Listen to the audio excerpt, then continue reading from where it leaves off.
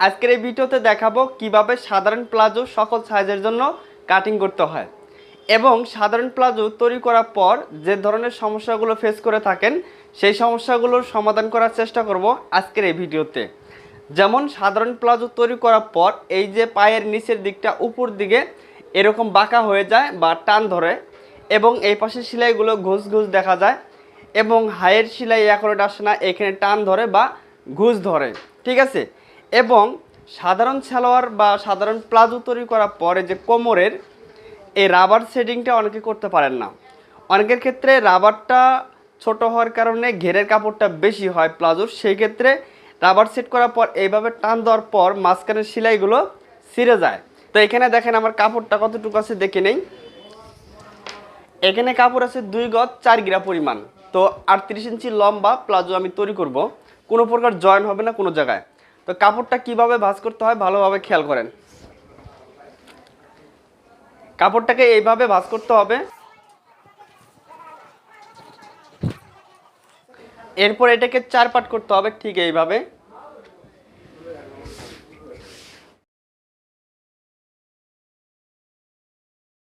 কিভাবে কাপড়টা ভাঁজ করতে হয়, প্রথমে এইভাবে একটা ভাঁজ দিলাম, এরপরে এইভাবে ভাঁজ করে 4 পার্ট করলাম। এখানে এখন আমার 4 পার্ট কাপড়, 1 2 3 4 এরকম 4 পার্ট কাপড় করে নেবেন এবং আপনি যে পাশে দাঁড়িয়ে থাকবেন সেই পাশে আটকানো অংশ রাখবেন। যেমন আমি এই পাশে দাঁড়িয়ে আছি, এখানে আটকানো অংশ, সামনের দিকে আছে খোলা অংশ, এখানে কিন্তু 4টা পায়ের মাথা এক জায়গায় করা আছে। এবার এ পাশে আছে আটকানো অংশ, এ পাশে আছে খোলা অংশ, ঠিক কাপড়ের ভাঁজটা এভাবে রাখতে হবে। এরপরে সাধারণ প্লাজোতে কেউ এখানে দেখেন মোটা করে সেলাই দেয়, কেউ আবার চিকন করে সেলাই দেয়। সর্বপ্রথম এটা হচ্ছে পায়ের মুহুরি। তো এখানে আমি আজকের এই প্লাজোটিতে নিচে চিকন করে চাইনিজ সেলাই দিব। এজন্য আমরা এখান থেকে দেখেন 1 ইঞ্চি পরিমাণ কাপড় নিব। 1 ইঞ্চি নিয়ে একটা মার্জিন করলাম। এখন আপনারা যদি এখানে মোটা করে সেলাই দেন 2 ইঞ্চি বা 1.5 ইঞ্চি, যে যতটুকু মোটা করে সেলাই চাবে তাকে ততটুকু পরিমাণ মোটা করে কাপড় বাড়তি নিয়ে একটা মার্জিন করে নেবেন, ঠিক আছে। এরপর এই দাগ থেকে 38 ইঞ্চি লম্বা আজকের প্লাজোটি আমি তৈরি করব। আপনার যার যতটুকু প্রয়োজন হয় আপনি নিয়ে নেবেন, সমস্যা নাই। লম্বা যত বেশি হবে কাপড় আরও বেশি লাগবে, লম্বা যত ছোট হবে কাপড় আরও কম লাগবে, ঠিক আছে। 38 ইঞ্চি প্লাজো তৈরি করলে 2 গজ 4 গিরা নেবেন। নেওয়ার পর এই দাগ থেকে ধরে এখন আমি নিব 38 ইঞ্চি লম্বা, এখানেও নিব 38 ইঞ্চি, আবার এই পাশেও নিব 38 ইঞ্চি। এইখানে যতটুকু নিলাম এইখানেও মাপটা ঠিক ততটুকু নিয়ে আমরা এইখানে একটা মার্জিন করে নিব। আচ্ছা, এটা তো চলে গেল আমাদের লম্বার মাপ। এবার আমাদের নিতে হবে এখানকার রাবার ভাঙ্গার কাপড়। এখানে যে আমরা রাবার সেট করব, মোটা বা চিকন এলাস্টিক রাবারটা যে সেট করব, তার জন্য এখানে আরও নিতে হবে 2 ইঞ্চি পরিমাণ। তো এখানে দেখেন 2 ইঞ্চি পরিমাণ কাপড় নিয়ে ছোট বড় থাকলে এখানে কেটে সমান করে নিতে হবে। হ্যাঁ, 2 ইঞ্চি পরিমাণ আমি কাপড় নিয়ে একটা মার্জিন করে নিলাম, ঠিক আছে। এরপরে নিতে হবে হাইয়ের মাপ, এরপরে নিতে হবে লুজের মাপ। হাই এবং লুজ এই মাপটা কিন্তু বডি অনুযায়ী নিতে হয়। যদি সবার বডি অনুযায়ী যদি হাই এবং লুজের মাপটা নিতে পারেন তাহলে সবার জন্যই পারফেক্টভাবে আপনি প্লাজো তৈরি করতে পারবেন। এখন আসেন হাইয়ের মাপটা কিভাবে নিতে হয়। এ দাগ থেকে ধরে হাইয়ের মাপ নিব। এটা হচ্ছে রাবার ভাঙ্গার হিসাব বাদ দিয়ে হাইয়ের মাপটা ঠিক এইভাবে ধরবো। এখন যদি আপনার কার জন্য কতটুকু বডি হলে কতটুকু হাই নিতে হবে এটা একটু শিখিয়ে দেই। আপনার যদি 28 থেকে 30 ইঞ্চি যদি আপনার কামিজের বডি হয়ে থাকে তাহলে হাইয়ের মাপটা নেবেন আপনি কত, 26 ইঞ্চি। 26কে 2 ভাগ করে 1 ভাগ 13 ইঞ্চি নিয়ে নেবেন, ঠিক আছে।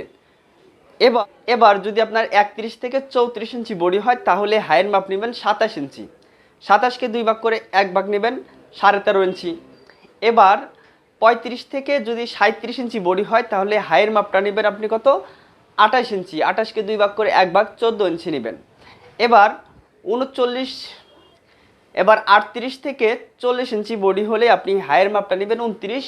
29কে 2 ভাগ করে 1 ভাগ 14.5 নেবেন। এবং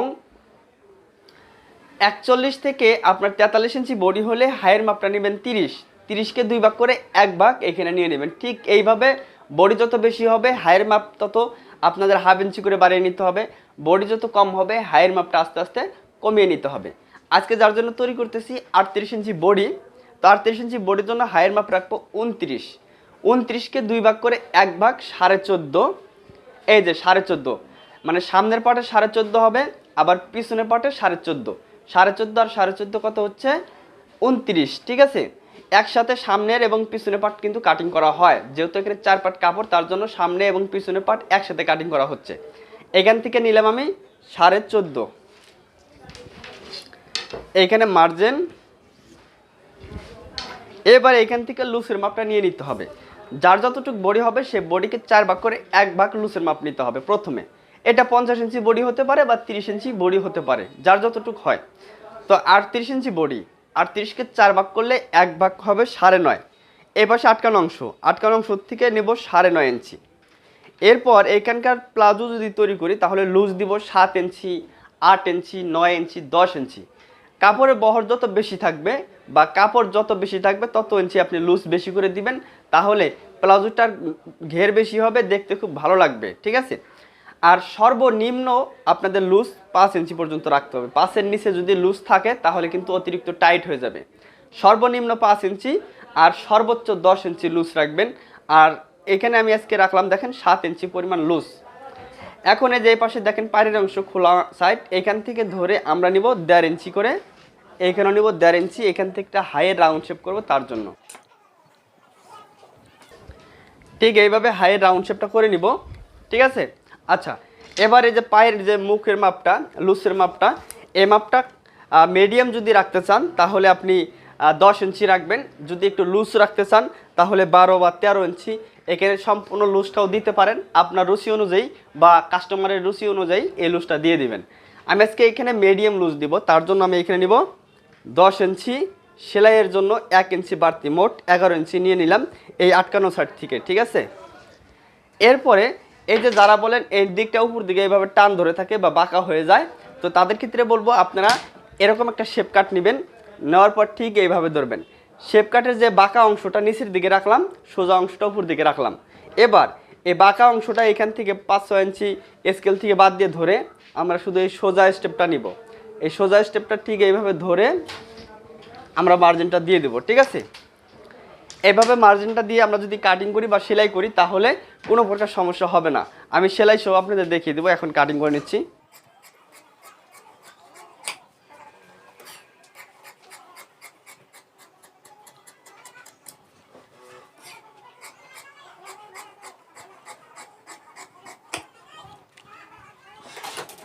কাটিং করে নিলাম। প্লাজো কাটিং একদম সহজ।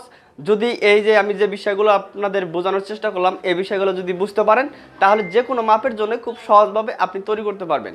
এখন কথা হচ্ছে এই যে সাইড থেকে যে কাপড়টা বের হবে, অনেকের হয় কি কাপড় কম থাকার কারণে লম্বাটা ছোট করে দিতে হয় বা কাপড় শর্ট পরে, তাদের ক্ষেত্রে যে কাজটি করতে পারেন, এখন 2 গজ 4 গিরে কাপড় নিলে আপনি যদি আরও লম্বাটা বেশি দিতে চান, ধরেন 39 বা 40 ইঞ্চি, সেই ক্ষেত্রে সাইড থেকে যে কাপড়টা বের হবে এটা দিয়ে রাবার ভাঙ্গার জয়েন দিয়ে প্লাজোর লম্বাটা বেশি করে নিতে পারবেন।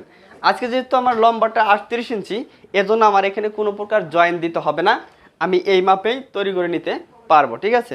এখন কিভাবে সেলাই করতে হয় সেটা দেখিয়ে দিচ্ছি। সর্বপ্রথম প্লাজোর হাই সেলাই দিব। তো দেখেন এটা হচ্ছে প্লাজো, প্লাজোর কোনো প্রকার বেল হয় না। তো আমরা 2টা পার্ট এক জায়গায় করে এই হাইয়ের জয়েন্টটা দিয়ে দিব। এইখানে 2 পার্ট কাপড় আছে দেখেন। তো এই হাইয়ের সেলাইটা বেশি মোটা করে দেওয়া যাবে না, আবার একদম চিকন করেও দেওয়া যাবে না। পিছনে হাত দিয়ে টেনে টেনে সেলাই দিবেন। এখানে 2টা করে সেলাই দিতে হবে।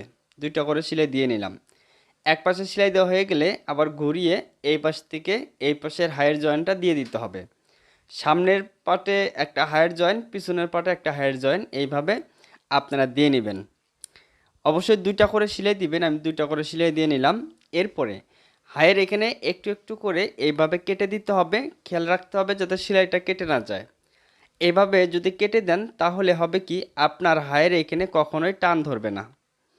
এভাবে কেটে দেওয়া হয়ে গেলে প্লাজোর নিচের আপনারা যতটুকু বাড়তি কাপড় রাখবেন সেই পরিমাণ অনুযায়ী আপনারা এখানে মুড়িয়ে সেলাই দিবেন। তো এটা হচ্ছে প্লাজোর পায়ের মুখ। তো এখানে আমি চিকন করে সেলাই দিলাম। তো আপনারা যেভাবে রুচি হয় আপনাদের, যেভাবে আপনাদের পছন্দ সেইভাবে আপনারা এখানে চিকন বা মোটা করে সেলাইটা দিতে পারেন। এখানে 2টা পায়ের মুখে আমি সেলাইটা দিয়ে নিলাম। এরপর এই যে দেখেন এইভাবে ধরে আপনারা পায়ের মাপটা দিয়ে অথবা মাপ ছাড়া আইডিয়া করে আপনারা দিতে পারবেন এইভাবে সেলাইটা। আপনারা জাস্ট দেখেন পিছনে এবং সামনে একটা হাত রেখে টেনে টেনে সেলাইটা দিবেন, তাহলে প্লাজোর নিচের দিকটা আর উপর দিকে কখনোই টান ধরবে না। অনেকের সেলাই মেশিনের সমস্যা থাকে, সেজন্য বুঝতে পারেন না এখানে টান ধরে। এখানে 2টা করে সেলাই দেওয়ার পর এইভাবে একটু একটু করে কেটে দিতে হবে। তাহলে দেখবেন যারা কমেন্ট করেন যে নিচের দিকটা উপর দিকে টান ধরে থাকে, বাঁকা হয়, তাদের ক্ষেত্রে এইভাবে একটু একটু করে কেটে দিলে আর এই ধরনের সমস্যাগুলো হবে না। এখন কথা হচ্ছে প্লাজোর হাইয়ের মাপটা দেখেন, এইভাবে আবারও মাপ দিয়ে নেবেন। এরপরে প্লাজোটা সোজা পাশে আপনারা উল্টিয়ে নেবেন। এরপর এখানে দেখেন ডলা দিয়ে দেখাচ্ছি আমি, কোনো জায়গায় দেখেন একটুও টান আসে নাই বা ঘুষ আসে নাই। অনেকে আপনারা মেসেঞ্জারে দেখান যে প্লাজো তৈরি করতেছেন কিন্তু নিচের দিকে টান ধরে বা এই সেলাইটা টান ধরে, সেই ক্ষেত্রে আমি যেভাবে দেখিয়ে দিলাম এইভাবে করেন, আশা করি আপনাদের এরকম সমস্যা হবে না। এখানে রাবার সেট করব, তার জন্য প্রথমে একটা ভাঁজ দিয়ে আমরা একটা সেলাই করে নিব এইখানে রাবার সেট করার জন্য। আপনারা চাইলে মোটা বা চিকন 2টা এলাস্টিকই লাগাইতে পারেন, সমস্যা নাই। আজকে আপনাদের মোটা এলাস্টিক রাবারটা লাগানো শিখাবো। এইখানে দেখেন যে রাবারটা এই ধরনের রাবার যার জন্য তৈরি করবেন তার কামিজের বডি যতটুকু হবে সেটাকে 2 ভাগ করে 1 ভাগ, অথবা যদি আপনার 38 বা 40 ইঞ্চির বডির উপরে হয় সেই ক্ষেত্রে যার যতটুকু পুরাতন কামিজের বডি হবে সেটাকে 2 ভাগ করে 1 ভাগ নেওয়ার পরে 1 ইঞ্চি বেশি নেবেন। আমি এখানে দেখেন 40 ইঞ্চি বডির জন্য আমি এখানে 21 ইঞ্চি পরিমাণ রাবারটা নিয়ে ঠিক এইভাবে রাবার জয়েন করে এইভাবে আমরা রাবারটা সেট করব। এটা হচ্ছে প্লাজো। তো এই যে রাবার সহকারে সেলাইটা দেওয়া যাবে না, সম্পূর্ণ শুধু কাপড়ের উপরে সেলাইটা দিতে হবে। কারণ রাবারটা আমাদের এইভাবে একটু একটু সেলাই করব আর রাবারটা এইভাবে টান দিয়ে বের করে নিয়ে আসব, আর পিছন পাশে অটোমেটিক কুচি হবে, ঠিক আছে। এজন্য রাবার সহ যদি সেলাইটা দেন তাহলে কিন্তু টান দিলে রাবারটা বের হবে না, আর সেই ক্ষেত্রে টান পড়ার সাথে সাথে সেলাইটা ছিঁড়ে যাবে। এজন্য আপনাদের রাবারটা সম্পূর্ণ ভিতরে ইজি থাকবে, রাবার সহ সেলাইটা দিবেন না, শুধু কাপড়ের উপরে সেলাইটা দিতে হবে। আর একটু একটু করে সেলাই দিবেন আর রাবারটা আপনারা বেশি করে টান দিয়ে বের করে নিয়ে আসবেন। তাছাড়া কিন্তু আপনাদের হবে না, কারণ প্লাজো আর সালোয়ার এই দুটার মধ্যে পার্থক্য হচ্ছে প্লাজোর ক্ষেত্রে ঘেরের কাপড়টা বেশি হয়ে থাকে। এরপর যারা বলেন যে রাবারটা পাক ধরে, তাদের ক্ষেত্রে বলবো রাবারটা ভালোভাবে টান দিয়ে নেবেন। অনেক সময় রাবারটা পাক ধরে, সেই জন্য টান দিয়ে নিয়ে ঠিক এখনকার যে সেলাইটা, এই সেলাইটা সামনে পিছনে হাত রেখে যতটুকু শক্তি আছে সম্পূর্ণ শক্তি দিয়ে রাবারটা যতটুকু পরিমাণ বড় হয় ঠিক ততটুকু পরিমাণ টান দিয়ে নিয়ে আপনারা লাগিয়ে নেবেন। ভিডিওটি ভালো লাগলে লাইক কমেন্ট শেয়ার করবেন, চ্যানেলটি অবশ্যই সাবস্ক্রাইব করবেন।